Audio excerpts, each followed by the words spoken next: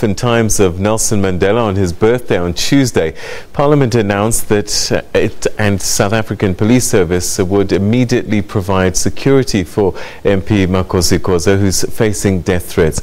Some who were there on May the 9th in 1994, when Madiba himself was sworn in as an MP, say that Tuesday's announcement by Parliament is a far cry from the legacy Madiba left behind for our democratic society.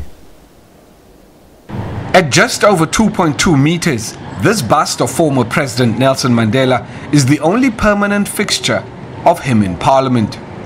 Despite being a prolific author and orator, there's very little evidence of that on display in the precinct, other than this quote on the bust.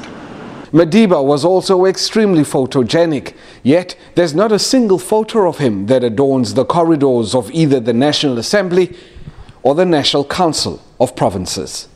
According to some, like Casper Handik, the secretary to the National Assembly in Madiba's time, this lack of a tribute to the former statesman speaks volumes of what Parliament has become. These aspirations were to the fore. People were looking forward and planning forward at that time. And it was a very positive period, an optimistic period in South Africa.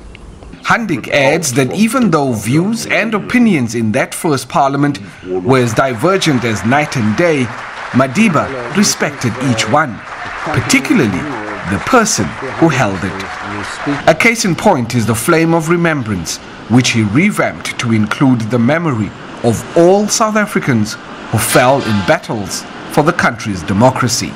Handik is convinced Madiba would not in any way approve of the death threats against MP Dr. Makhosi Khoza, who earlier this week called on President Jacob Zuma to step down.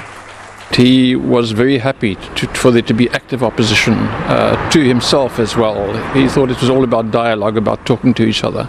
And that principle is what's been lost. People are not prepared to talk to each other anymore. That's why you get these death threats and these unheard of things in any democracy. Meanwhile, Parliament says it is unable to contact Dr. Khoza at this stage to effect the provision of her security detail. Lukhanyo Khalada, SABC News, Parliament.